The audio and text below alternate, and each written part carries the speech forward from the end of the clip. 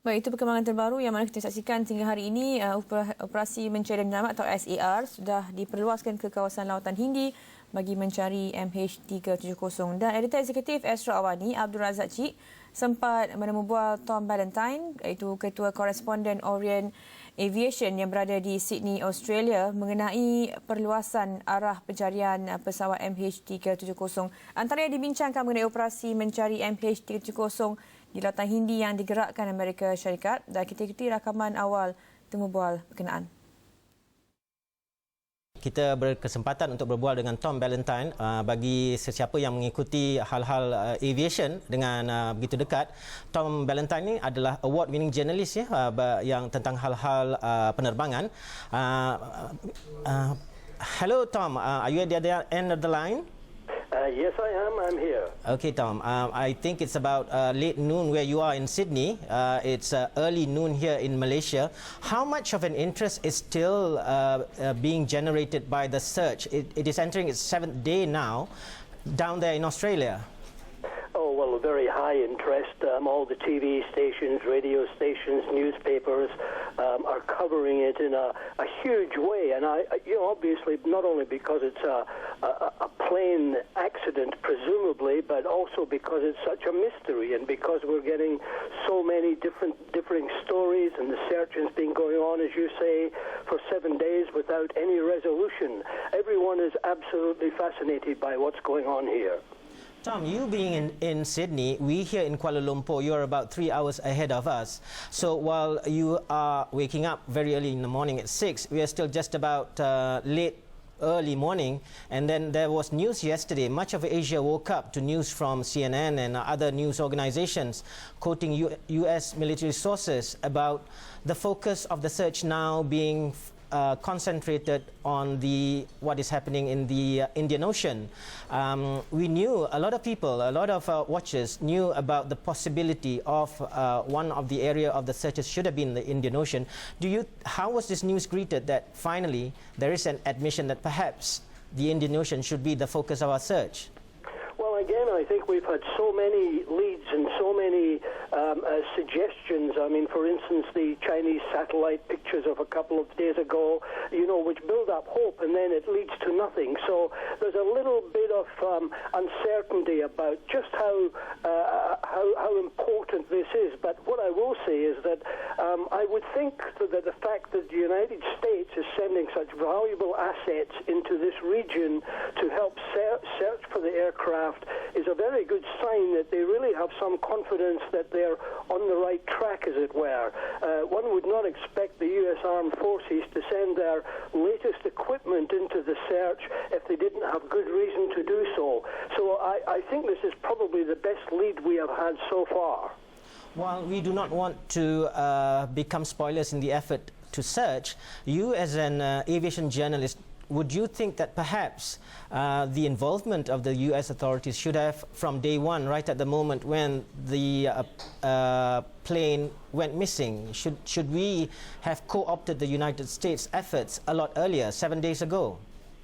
Well, I'm not sure that would be correct, because initially when the plane went missing, as with any aircraft accident or an aircraft which has gone missing like this, in the early days it would have been expected that the aircraft or wreckage from the aircraft would have been located in the area where it was flying.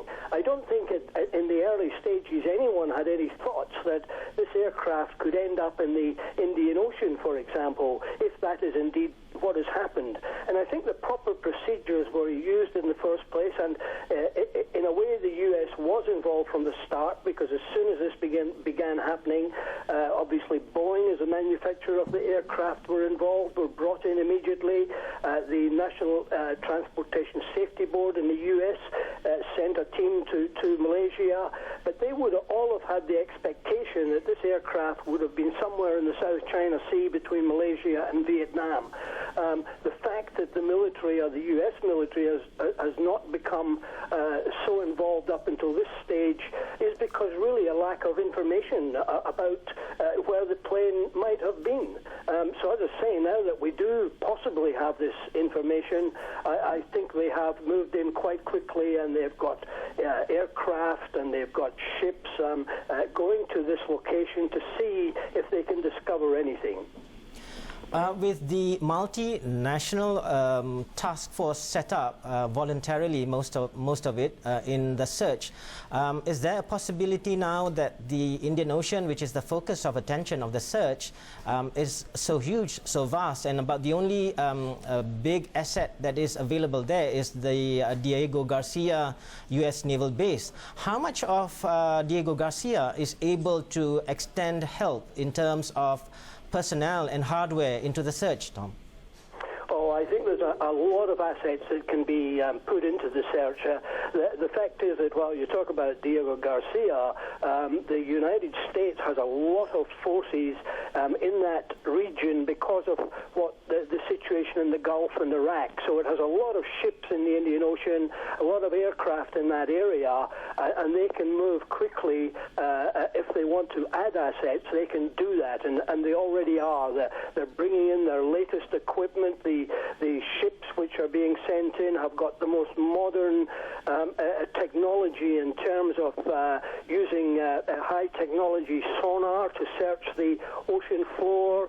Aircraft, they're sophisticated aircraft which can cover large areas and can also have the equipment on board to search the ocean and look for anomalies.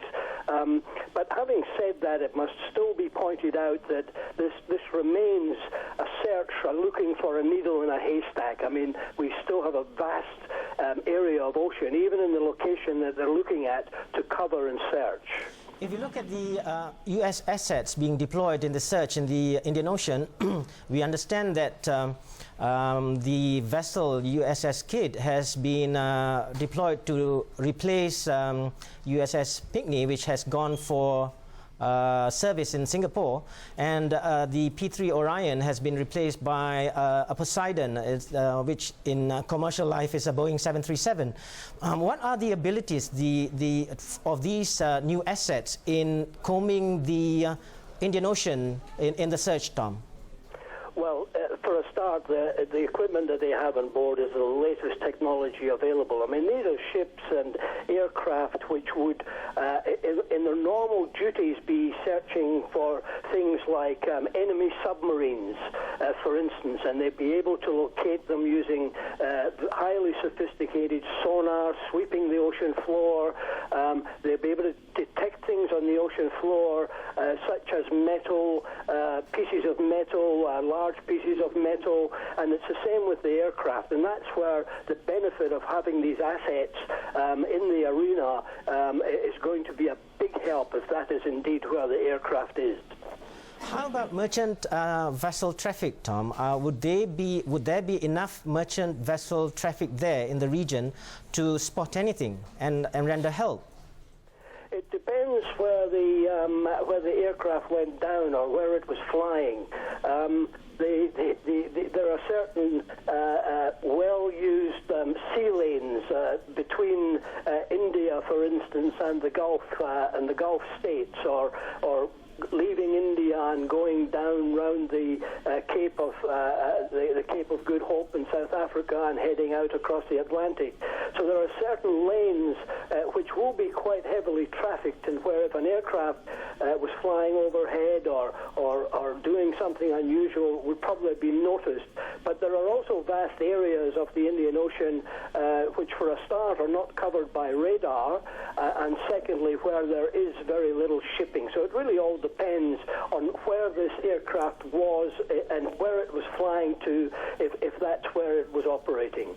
If this effort were really serious enough, Tom, are just two assets enough? Would South Africa, would Australia be also co-opted into the help, because they are the nations with the capabilities, I should think so, with any ability to extend any assets in the search? Oh yes, absolutely, and we mustn't forget already that the Indian government has been invited to help, and the Indians have a very powerful navy themselves with modern ships, which will also be able to join in the search. The fact that we are looking so far south, the question still begs the question: should we have had this information on day one, and that we should have acted on it on day one itself? No, I don't think there's any question that on day one of this event, I don't think there would have been any thoughts that the search would end up in the Indian Ocean. I mean, it's still a bizarre situation which we can't really explain. I mean, if this aircraft did have its transponders and communication systems shut off and continued to fly, did a left turn and flew across Malaysia and out into the Indian Ocean, we still have that big question: why and how? How did it happen? Why did it happen? Who was involved? We can't assume, for instance, that because the transponders or the communication systems were switched off, that the pilots did this willingly. They may have been forced to do it. We just simply don't know, and we're not going to be able to answer any of these questions until this aircraft is found, till we get the black boxes, until we can see what happened on board the aircraft. As an aviation journalist and expert, Tom, do you think we should wind down the search in the South China Sea and elsewhere and concentrate the search here in the Indian Ocean? No, not at all, because whatever information the Americans have, or whatever information has come to light about the possibility of the aircraft being in the Indian Ocean, it is not 100%, and it is not certain at this stage. You can't abandon the search in the South China Sea because of that. You have to continue to search. You have to continue to look at all possibilities and keep on looking wherever you think there might be a possibility that this aircraft went down. Would satellite technology also help at this stage, Tom? Well, it doesn't really help all that much at this stage.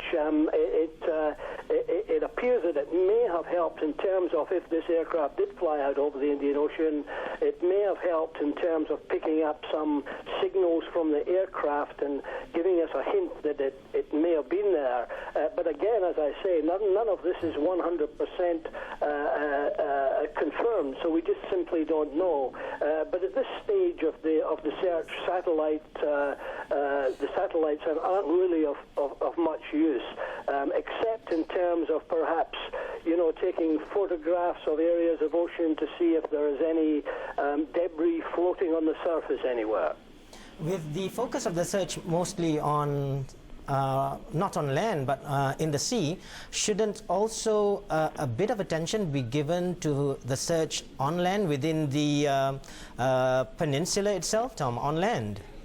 Oh yes, absolutely. I mean, the same applies there as applies to the South China Sea. I think you have to keep on looking. If the aircraft flew across the Malaysia Peninsula towards the Indian Ocean, then you have to search these heavily jungled areas of the country, and you have to also look in places like the southern areas of Vietnam, for instance.